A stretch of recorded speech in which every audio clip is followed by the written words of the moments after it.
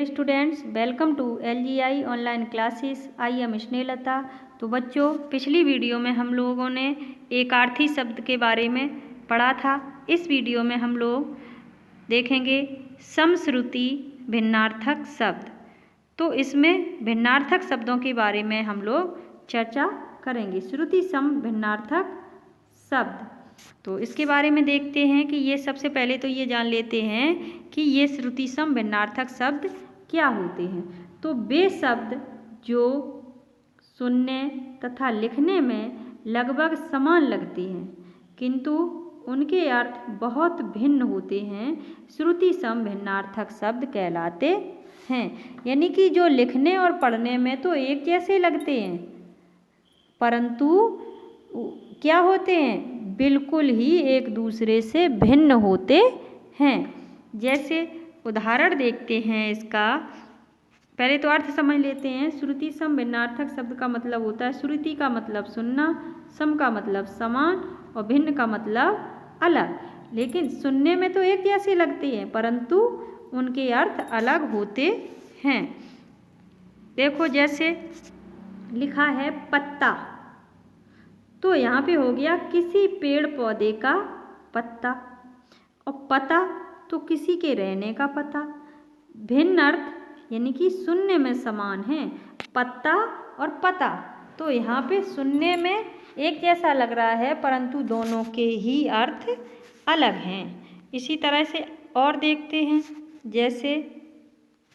जैसे लिखा है आपका उतर, तो यहाँ ऊंचे स्थान से नीचे आना, और उत्तर एक दिशा या फिर जवाब। इसी तरह से पता, तो पत्ता और पता तो हो गया किसी के रहने का स्थान, और पत्ता किसी पेड़ पौधे का पत्ता। इसी तरह पूंछ, तो यहाँ पूंछ हो गया मतलब पूछना, और पूंछ किसी पशु की दुम। इसी तरह से अगला है आपका, जैसे बाग, तो बगीचा उपवन, और बाघ तो एक पशु हो गया।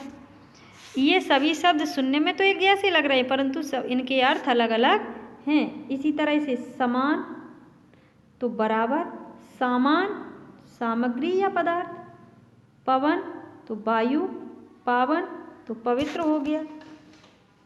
इसी तरह से हंस तो हंसना हो गया, हंस तो एक पक्षी हो गया, दिन तो दिवस हो गया, दीन तो गरीब हो गया। ये सभी शब्द सुनने में एक जैसे हैं। इसी तरह से अगला है अंदर, तो भीतर हो गया, अंतर तो भेद और भिन्नता हो गई, आदि तो आरंभ हो गया, आदि अभ्यस्त हो गया, आंधी तेज हवा हो गई, आदि आधा हिस्सा हो गया, और तो तरफ हो गया, और तो तथा अन्य दूसरा तो ये हो गया।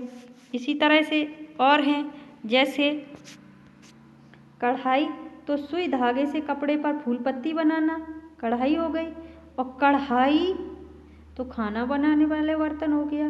परिणाम तो मात्रा नापतोल हो गई, और परिमाण तो मात्रा नापतोल हो गया, और परिणाम तो नतीजा और फल हो गया। अचार तो आम नींबू आदि का अचार हो गया, और आचार आचरण चाल चलन हो गया। तो ये सभी शब्द जो हैं वो सुनने में समान लग रहे हैं। मेला तो त्योहार पर लगा बाजार हो गया, और मैला तो गंदा हो गया। पीठ तो पीटना हो गया, और पीठ शरीर का अंग हो गया। तो ये सभी शब्द आपके सुनने में तो एक जैसे लग रहे हैं परंतु इनके अर्थ अलग अलग हैं। जैसे कपट तो छल हो गया, कपाट तो द्वार हो गया, कुल तो वंश हो गया, कुल तो किनारा हो गया। आकर तो खान भंडार हो गया, आकार तो शक्ल आकृति हो गई, अवधि यानी कि समय और सीमा हो गई, अवधि तो भाषा का नाम हो गया, नियत तो निश्चित और नियत इच्छा, प्रसाद मंदिर का प्रसाद, और प्रासाद तो महल हो गया, राज तो शासन हो गया, राज रहस्य हो गया, योग जोड़ हो गया, योग्य लायक हो गया, पका हुआ हो गया, पक्का मतलब मजबूत, चिर देर और पुराना हो गया, चीर वस्त्र हो गया, जलज कमल हो गया, जलद बादल। तो इस तरह से ये सभी शब्द आपके, जैसे शाम तो संध्या और श्याम श्यामला कृष्ण।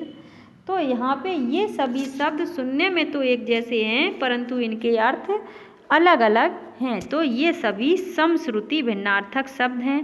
तो बच्चों आशा करते हैं कि ये समश्रुति भिन्नार्थक शब्द आपको अच्छे से समझ में आए होंगे। धन्यवाद।